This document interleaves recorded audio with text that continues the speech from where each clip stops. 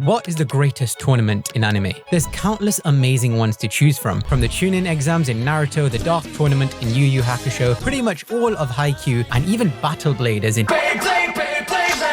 There's so many reasons to love each of these, but I'm going to show you why the UA Sports Festival is without question the greatest tournament in anime because of 3 very special things that happen in it. But these aren't the only things that make it such an amazing arc. And to show you what I mean, I'll be comparing it to some of the best tournament arcs in anime history. And one of the things that make it so great is actually something a lot of other tournament arcs get wrong. You see, My Hero Academia is basically like Gen V, but without all the weird shit. Okay, without most of the weird shit. And just like in The Boys, not all quirks are useful. This guy is basically a coat hanger. For those that have useful quirks, they go through high school to become pro heroes, just like our main character Izuku. But we also need to focus on 2 other characters. One of them being Todoroki, who's the love child of the Human Torch and Frozone, and Bakugo, who makes things go boom!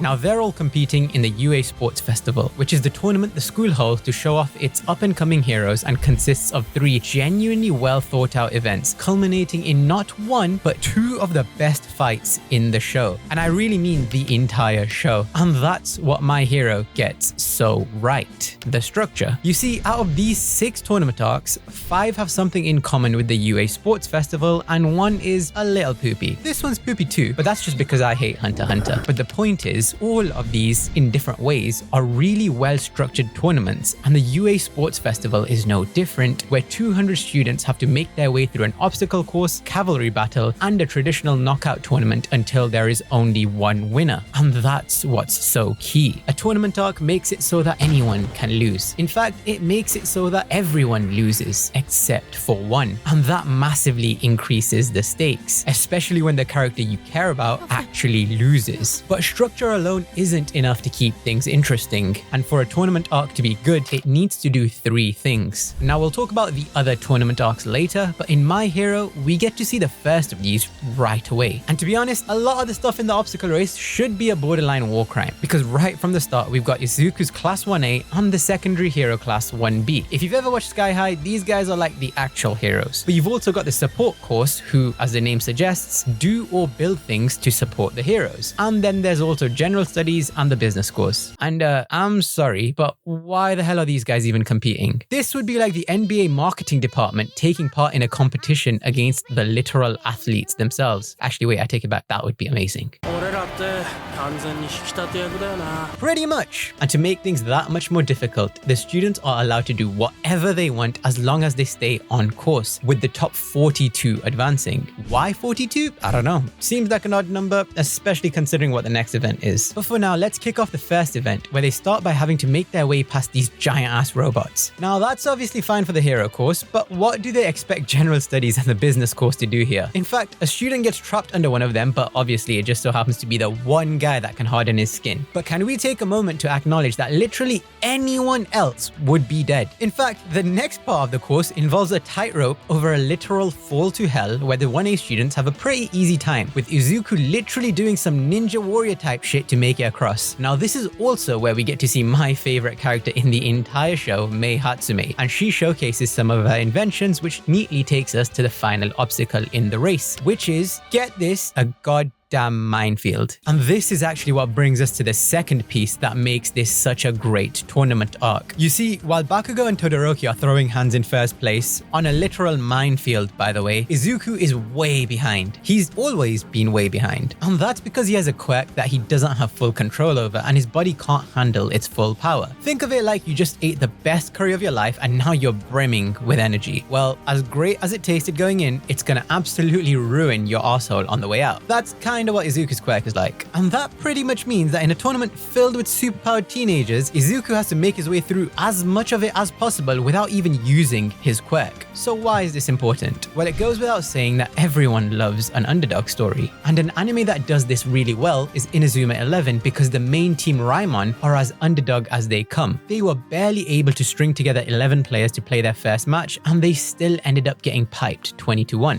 20-1. But there's more to it than that, because I genuinely put the Football Frontier up there with some of the best tournament arcs in anime. It's basically about a ragtag group of amateurs that go on to play against a team whose coach put the little sister of one of their star players in a coma, cut their brakes on the team bus, tried to kill them by dropping steel girders on them, and when all of that failed, he started a new team and juiced a bunch of kids out of their mind, made them cripple his old team, and then lost to a kid that learned to summon a literal demon. And you might be wondering what in the Sydney Sweeney this has to do with tournament arcs, but it's actually this bit here that's so key. Because as ridiculous as Inazuma 11 can be at times, or all the time, one thing it does genuinely better than anyone else is structure its tournament arcs in a way to deliver the most satisfying payoff you can imagine. The way Raimon won the Football Frontier and the Majin the Hand reveal that came with it is the best example of this, and it literally does this in every single season of the show without fail. Why? Because it bloody works. We wouldn't really care if Raimon were the best team because there wouldn't be much room for growth, and that's what's so important here. The easiest way to keep someone's attention is through progression. If you're watching this video, it's because it's getting closer and closer to one of the best fights in all of My Hero, while covering important things that happen along the way for that fight to make sense. Now, there is a way to have an overpowered protagonist and still have the show be interesting, but Izuku just isn't that protagonist. So seeing him being forced to think of other ways to get ahead by using his wits and creativity is just that much more satisfying. But does he get ahead? Well, yes, but also no. You see, with such a large cast, it's pretty difficult to do justice to every character, but the show handles it pretty well, with Izuku showing off his ingenuity by doing the most gangster shit I've ever seen. He notes that students are most careful at the start, so that's where most of the landmines still are. So he digs up all the mines, which somehow don't go off, and literally uses them to propel himself in front of everyone. And then he's like, if I can't take the lead, I'll just make sure they don't win. And if this isn't the most Isagi Yoichi ass moment I've ever seen, I don't know what is.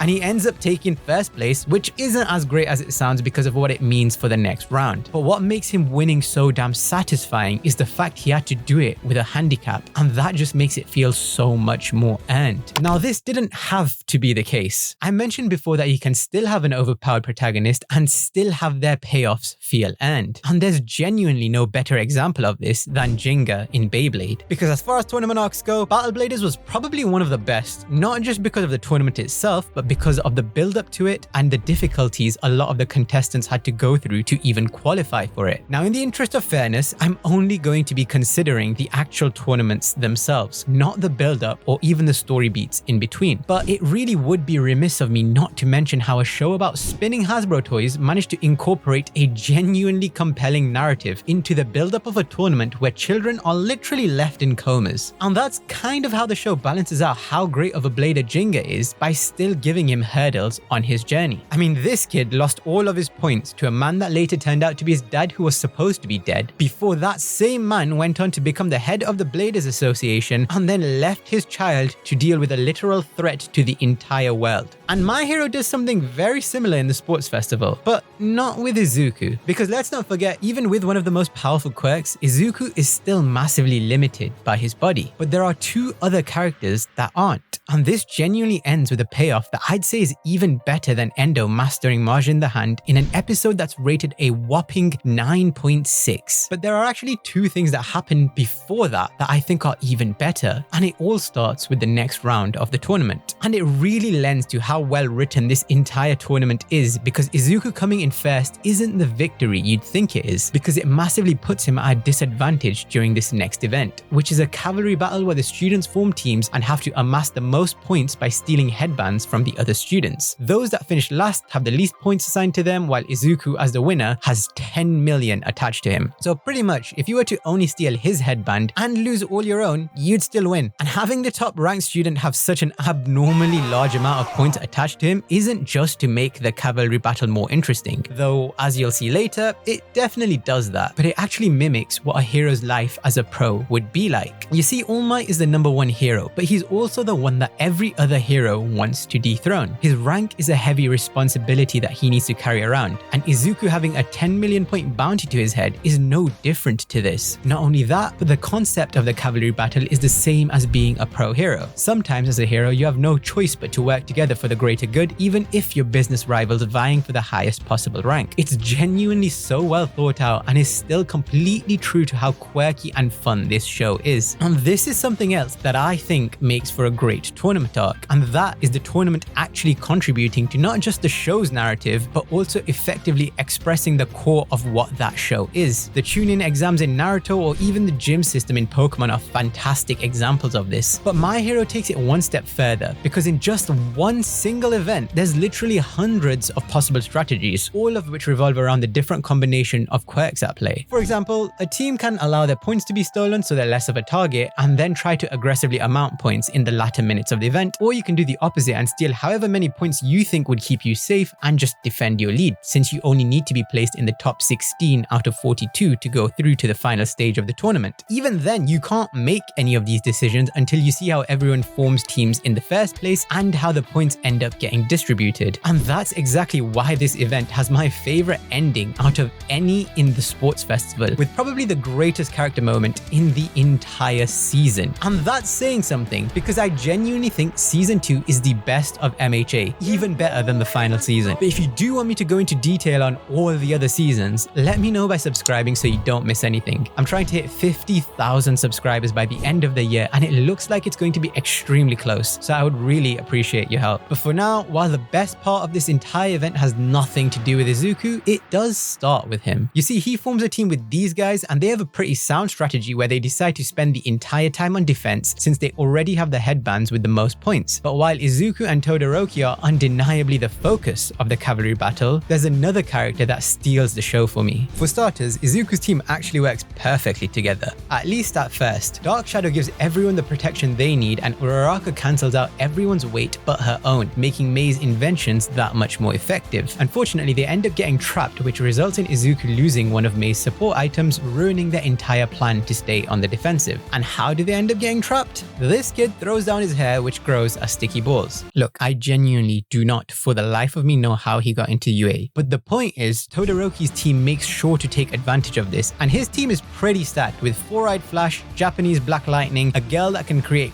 pretty much anything, and the son of the #2 hero himself. And this is actually another strength of tournament arcs, in that they're really good at introducing us to the rest of the cast. But the UA Sports Festival isn't actually the best example of this. There's another show that does it even better, and one I love more than I love White Wing. Okay, let's not go that far. But all of this is to say that the tournaments in Haikyuu genuinely have everything: action, arguments, drama, conflict, romance, tits, comedy, breathtaking animation, and music that makes it feel like they're saving the world instead of just playing volleyball, which is actually composed by the same person that does the music for My Hero. But if we break Haikyuu down into 3 tournaments, I'd say the spring prelims are my pick of the bunch, because it features my second favorite match in the entire show, which is Karasuno's rematch against Seijo. But even without that, what makes this tournament so good is the simplicity of it. There's a clear end goal of the team needing to win to get to nationals, but there's also the added bonus of them wanting revenge against Seijo, the team that beat them in the previous tournament. And this string of episodes is filled with so many hurdles, from losing Daichi to Kageyama overcoming his past trauma, and of course the biggest one of all being them needing to climb the literal mountain that is Ushiwaka, which pays off with the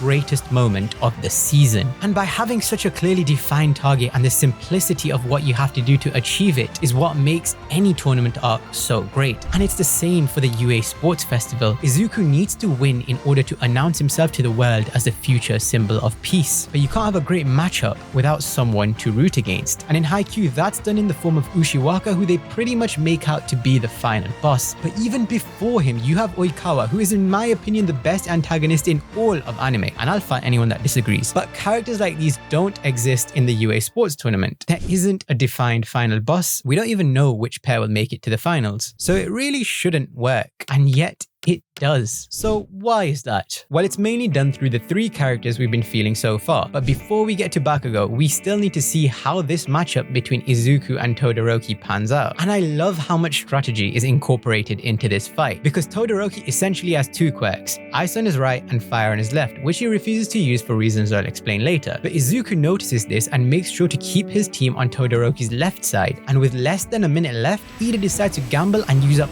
all his energy in one superpowered charge, helping his team steal the 10 million point headband without anyone being able to react. So with no other choice, Izuku finally decides to use his quirk, and he's actually able to control it, managing to steal one of Todoroki's headbands. But he gets the wrong one, meaning they don't have enough points to qualify for the final round. Luckily, Izuku wasn't the only one on the attack, and Tokoyami managed to snag another one of Todoroki's bands, giving Midoriya's team just enough points. And that last bit there is what's so key. Because let's not forget, this isn't just a battle between 2 teams, it's a battle between all of them. And Bakugo against Monoma is without a doubt the highlight of this entire event. You see, Class 1B played the entire tournament pretty passively, doing just enough to keep themselves in the running, and as a result, they've steadily climbed to the top. And this genuinely sets up what for me is one of the greatest moments in this entire arc. Bakugo's team are struggling against Monoma, who's able to copy other people's quirks and uses it to mimic Bakugo's explosions before defending himself using Kirishima's hardening. And with them already having enough points to secure their spot in the final round, they decide to play it smart and retreat. And it goes without saying that Bakugo isn't too happy with how things are playing out and attacks relentlessly to steal back enough points to secure a spot in the final round. But it isn't enough. He doesn't just want to go through, he wants an undeniable victory, and his drive motivates his entire team to give it their all, where he steals all of Monoma's points. This to me not only speaks volumes of his character, but it highlights the difference between those willing to settle and those striving for the top in every aspect of life. And we see this during the joint training arc later on in the series too, where his desire to win spreads through his entire team and they earn a crushing victory. If Izuku is the future symbol of peace, Mirio is the symbol of hope, and Endeavor is the symbol of endurance, then make no mistake, Katsuki Bakugo is the symbol of victory. I mean, in the final season, Izuku mentioned he'd only act when he saw an opening for victory, and even though he didn't see an opening, he did see Bakugo, his ideal for victory. And the fact that the show is able to set something like that up so early on, but still have it pay off in that very arc, is just masterful. And despite all of that, this still isn't the highlight of the tournament, because there's still one more event before Izuku fights Todoroki that I think defines what this entire show is about. And I think that's really key for what makes a good tournament arc. Not only should it be entertaining and well written in its own right, but it needs to be true to the show. That's why something like the Cell games is still so great, despite it not adhering to so many of the things that should make a tournament arc great. After all, the Tournament of Power in Super does adhere to pretty much all of these rules, and yet it doesn't hold a candle to the Cell games. But while it most certainly drags at some points over the span of 35 episodes, it still features some of the most hype moments in all Dragon Ball Super. And I'm not talking about when Goku masters Ultra Instinct. As hype as that was, I genuinely think him first using it was even more hype. And for all the faults this tournament had, like Jiren basically flying even though flying isn't supposed to be allowed after Goku legitimately knocked him out with a moment of genius, it was still filled to the brim with iconic moment after iconic moment, like Goku using his Kamehameha to surf on Kefla's attack, Vegeta having one of the most emotional fights in the series against Toppo, pretty much anything Android 17 did, and of course Goku and Frieza teaming up to take down Jiren. And that kind of made me go, damn, you can literally carry a below average story with nothing but hype. But when you combine both of them,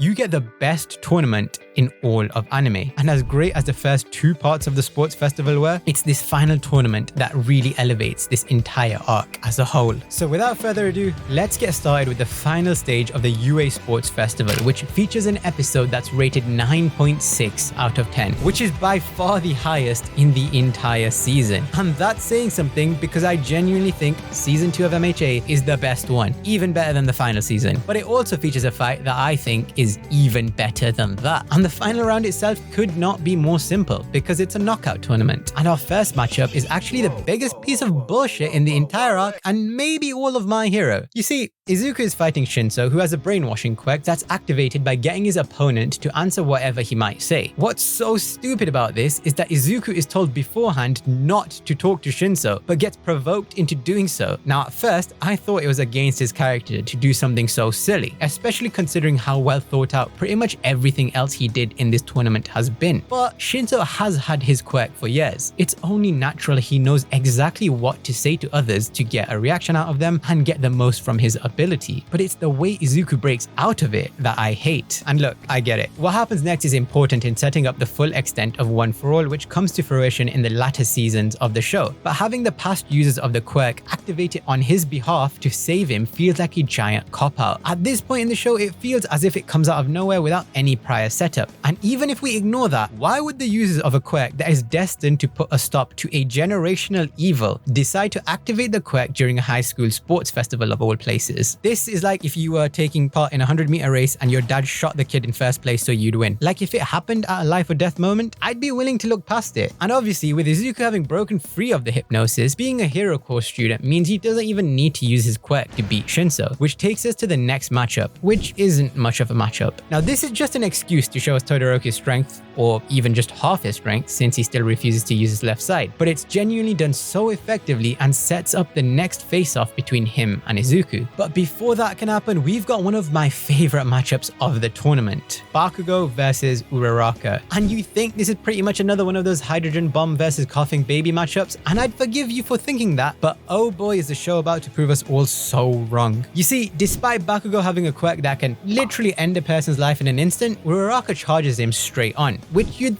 think is stupid, but all she needs to do to win is just lay a finger on him. Unfortunately, that's easier said than done, with Bakugo keeping the girl at a distance and blasting her right in the face. But Uraraka uses her quirk to make her jacket float, using it as a decoy to get the jump on Bakugo. But Bakugo's reflexes are too good, and it's honestly a miracle this girl even manages to survive. And this is just one of the many things I love about this episode, because it isn't just about Uraraka's tenacity to keep going. You see, the crowd starts to boo Bakugo for the way he's being so ruthless against someone he's clearly stronger than. But Eraserhead, yes, that's his actual name, points out Bakugo is only trying so hard because he knows how strong Uraraka is. And that's when we learn that Uraraka wasn't just charging at him without a plan. She's purposefully kept low to the ground so Bakugo's blasts tore up the ring, resulting in an entire arsenal of weapons for her to use at her disposal, as she basically rains down tons of concrete on him in a literal meteor shower. And just as she's about to use the opportunity she ingeniously created to land the finishing touch, Bakugo goes and does this.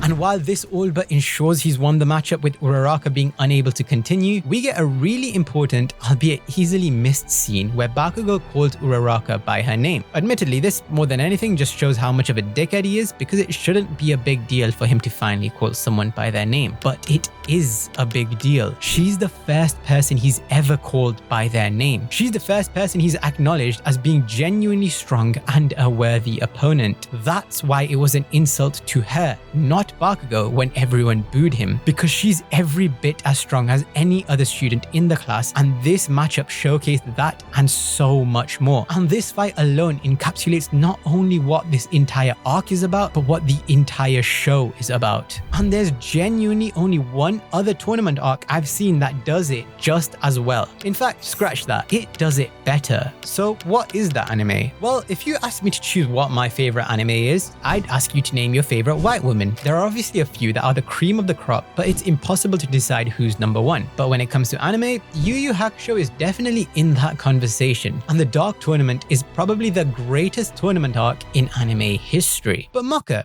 didn't you say the UA Sports Festival was the best arc in anime? No, I said it was the best tournament in anime, not the best tournament arc. And I know I'm being pedantic, but just hear me out. The purpose of most tournaments is to decide who's the strongest. You could argue the UA Sports Festival does a lot more than that, and it definitely does. It features some great character development and ingeniously sets up greater narratives that unravel through the rest of the series, which we'll be touching on later. But for the most part, for Izuku, it's his opportunity as the future symbol of peace beast to announce to the world that he is here. But when it comes to the Dark Tournament, it isn't so much finding out who's the strongest as it is about finding out what strength is for and what you'll sacrifice to get it. It might start off as a pretty straightforward win or die tournament, but it escalates into a literal bet on the fate of the human world, with Sakyo planning to open a permanent portal between our world and the demon realm. It ties every punch to a bigger moral question about voyeuristic cruelty and power, and that tension keeps rising through to the finals, where the payoff is so orgasmically amazing that I'm not even going to talk about it. If you've not seen it, go and watch it. And if you have, go and see it again, because Yusuke vs Toguro is a masterclass in storytelling, and Togoro's ending is genuinely beautiful. And in comparison, the payoff for the UA Sports Festival is different, to say the least. But what both Yu Yu Hakusho and My Hero Academia do so well is that every fight moves a character, not just a bracket. Hiei having some of the most badass moments in the tournament with his use of the Dragon of the Darkness Flame to getting burned by his own power and later mastering it against Bui, which feels so damn earned, to the Yoko Kurama reveal, and even the fact that the damn commentators are important. And all of that is without talking about what I genuinely believe is the greatest moment in not just the Dark Tournament, but the entire show, when Yusuke uses his Spirit Gun in memory of his dead master, lighting up the entire sky and giving friends and foes alike the hope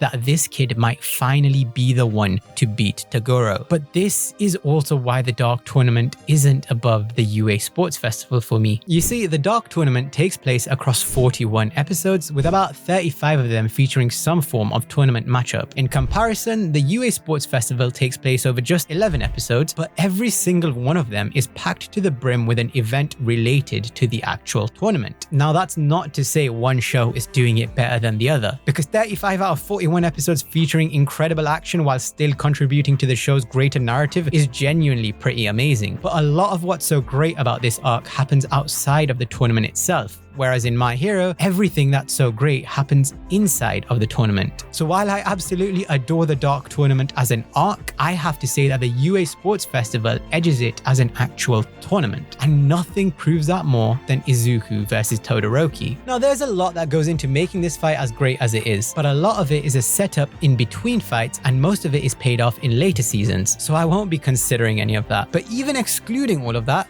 this fight is just so sick. Todoroki attacks right off the bat, and Izuku has to sacrifice a finger to stop him. And I don't want to be the guy that tries to critique realism in a show where a guy's quirk is basically that he's a human coat hanger, but I'm just saying his thumb should also be pretty beat up. Luckily, he's still got a fighting chance because he's got 8 more fingers, all of which he quickly runs through, turning him into Bonnie Blue's worst nightmare. And with Izuku having no way to defend himself, Todoroki launches one final attack, only for Izuku to just use one of his broken fingers anyway. So I guess he had 16 chances instead of 8. But there's still hope, because Todoroki's body is freezing up, and normally he'd counteract that with the flames on his left side, but he's refusing to do that in this match.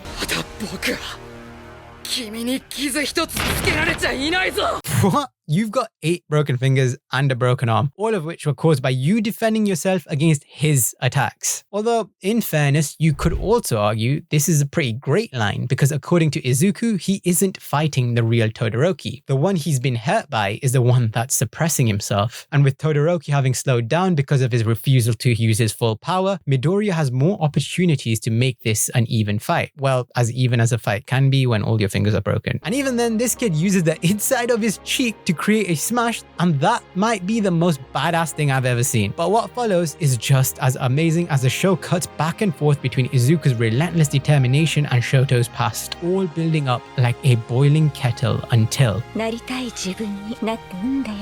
This moment right here is why this arc is so important to one of the most influential anime of the last decade. What makes this fight matter so much isn't because of how great the action is, but because it spells out what My Hero Academia is actually about, the power that you choose to use. It reiterates the same message the show has been trying to express from the very first episode. Heroism means helping someone else become themselves, even when it costs you. Todoroki is literally built to be the perfect hero, but he refuses to use half of his quirk because it feels like letting an abuser decide who he is. And Izuku has the opposite problem, with a power he can't use without breaking himself, even if he wants to use it. That's what makes this such a great matchup. matchup because Izuku isn't only trying to beat Shoto, he's telling him that he deserves to fight as himself. He pushes Shoto to use everything, knowing full well it could cost him the match. And all of this culminates into the most iconic scene in My Hero Academia. And I really mean